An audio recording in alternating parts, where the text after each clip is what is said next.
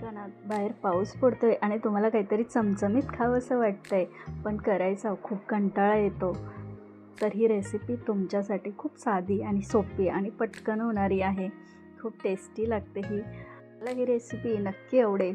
आवडल्यास माझ्या चॅनेलला नक्की फॉलो करा, लाईक करा, शेअर करा. तुमच्या फॅमिलीमध्ये, फ्रेंडमध्ये नक्की शेअर करा आणि सबस्क्राईब केलं नसेल चॅनलला तर सबस्क्राईब करा.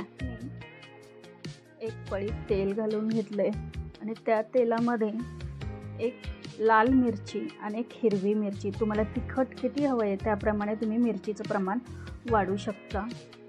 या दोन्ही मिरच्या छान कुरकुरीत होईपर्यंत भाजून घ्यायच्या. भाजून झाल्या की ताटलीमध्ये काढून घ्यायच्या आणि त्याच पॅनमध्ये उभा चिरलेला कांदा कापून घ्यायचा. पातळ उभा चिरलेला कांदा कापून घ्यायचा आणि हा कांदा फक्त नरम करायचा, पूर्ण भाजायचा नाही, फक्त नरम करायचा. खूप छान आणि झटपट होते ही रेसिपी आणि पावसामध्ये एकदम खायला खूप छान कुरकुरीत लागते. फक्त नरम करून घेतलाय आपण कांदा. प्लेटमध्ये काढून घ्यायचा कांदा. मिरची छान कुरकुरीत झाल्यामुळं लगेच कुस्करते. हिरवी मिरची सुद्धा नरम असते त्याच्यामुळे ती सुद्धा लगेच कुस्करली जाते. तुम्हाला जर ही रेसिपी तिखट हवी असेल तर तुम्ही याच्यामध्ये मिरचीचं प्रमाण वाढवू शकता. इथे मी चवीसाठी मीठ घालून घेते आणि एक अंड घेतलंय, उकडलेलं अंड.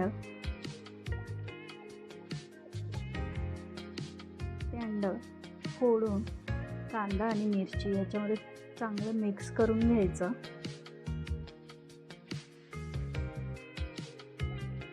खूप झटपट आणि चविष्ट होणारी ही रेसिपी आहे.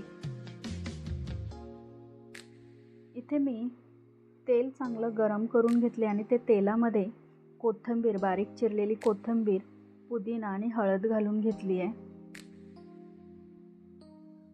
ती छान याच्यामध्ये मिक्स करून घ्यायचं आणि याच्या अशा टिक्क्या तयार करून घ्यायच्या. छान क्रिस्पी टिक्की होण्यासाठी इथे मी 2 चमचे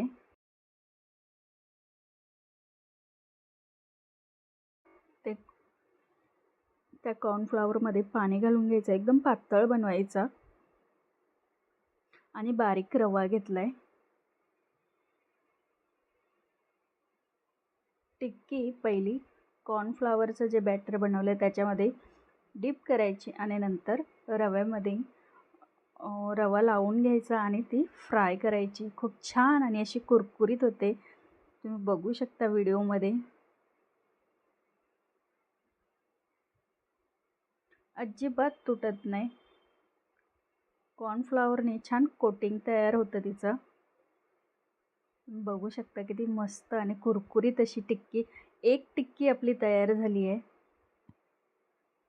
तुम्ही नक्की ट्राय करा ही रेसिपी. खूप छान आणि सोपी आहे, खायला खूप टेस्टी लागते.